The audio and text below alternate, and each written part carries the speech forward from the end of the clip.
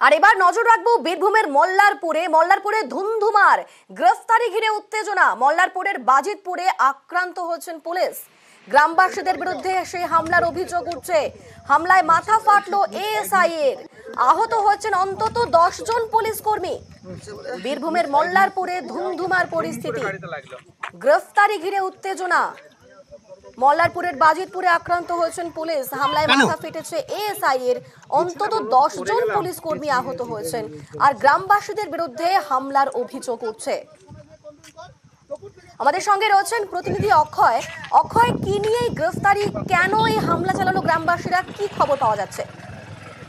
দেখো, যেটা আমরা জানতে পারছি, বীরভূমের মল্লারপুর থানার বাজিতপুর গ্রাম পঞ্চায়েতের পাথাইপুর গ্রামের এই ঘটনা। এবং আমরা যেটা জানতে পারছি যে এক যুবকের সাথে এক যুবতীর বিবাহ বহির্ভূত সম্পর্কের জেরে গতকাল থেকেই একটি গ্রামে বচসা চলছিল। সেই মতো আজ সকাল থেকেও কিন্তু সেই যুবক এবং যুবতীর পরিবারের মধ্যে বচসা চলে এবং সেই ঘটনার খবর পেয়ে ঘটনাস্থলে যায় মল্লারপুর থানার পুলিশ এবং সেই যুবককে প্রথমে মল্লারপুর থানার পুলিশ আটক করে যখন নিয়ে যাচ্ছিল, সে সময় সেই যুবকের পরিবারের যারা সদস্য ছিল এবং পাশাপাশি গ্রামবাসীদের একাংশ তারা পুলিশের ওপর চড়াও হয়, তারপর পুলিশের সঙ্গে খণ্ডযুদ্ধ শুরু হয় এবং এই ঘটনায় এক এএসআই জনার্দন ঘোষ তার মাথা ফাটে, পাশাপাশি 8 থেকে 10 জন পুলিশ কর্মী জখম হয়েছে। ঘটনাস্থলে ইতিমধ্যে রামপুরহাট মহকুমা পুলিশ আধিকারিক ঘটনাস্থলে গেছে এবং এখন ধরপাকড় চলছে। যদিও যারা মারধরের সাথে যুক্ত তারা কিন্তু গ্রাম ছাড়া আছে, তো এই মুহূর্তে ধরপাকড় চলছে পুলিশের পক্ষ থেকে। অক্ষয়, আহতরা কেমন রয়েছেন? আহত এএসআই যার মাথা ফেটেছে তিনি কেমন আছেন? দেখো, আহত যারা পুলিশ কর্মী তাদের প্রথমে মল্লারপুর প্রাথমিক স্বাস্থ্য কেন্দ্রে নিয়ে যাওয়া হয় এবং সেখান থেকে রামপুরহাট মেডিকেল কলেজ হাসপাতালে চিকিৎসার জন্য তাদেরকে ভর্তি করা হয়েছে। সেখানেই তাদের চিকিৎসা চলছে এই মুহূর্তে। কাউকে এখনো পাকড়াও করা হয়েছে এই ঘটনায় অক্ষয়? দেখো, পুলিশের পক্ষ থেকে গ্রামে এখন টহলদারি চালানো হচ্ছে, তবে গ্রামে যারা এই ঝামেলার সঙ্গে যারা যুক্ত তারা ইতিমধ্যে গ্রাম ছাড়া আছে, তবে বেশ কয়েকজনকে আটক করা হয়েছে বলে এখনো পর্যন্ত পুলিশ সূত্রে আমরা জানতে পারছি। বেশ, ধন্যবাদ অক্ষয়।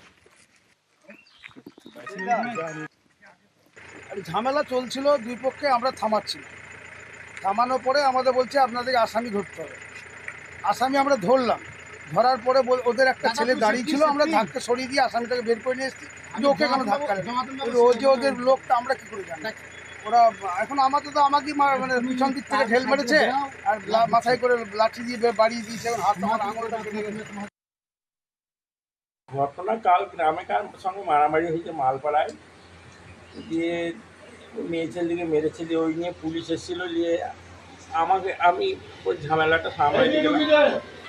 আমার বলে একে মার বলে মারতে লাগলো আমাকে ধরে, কোমরে আর উঠতে পারছি না। আর একটা ছেলের মাথা ফাটিয়ে দিয়েছে।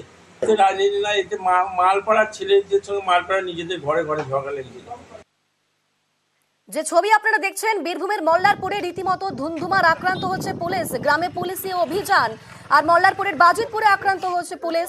গ্রামবাসীদের বিরুদ্ধে হামলার অভিযোগ উঠছে। হামলায় মাথা ফাটলো এএসআই এর। আহত অন্তত 10 জন পুলিশ কর্মী। ঘটনার পর গ্রামে বিশাল পুলিশ বাহিনী মোতায়েন করা হচ্ছে এবং ধরপাকড় চলছে অভিযুক্তদের খোঁজে।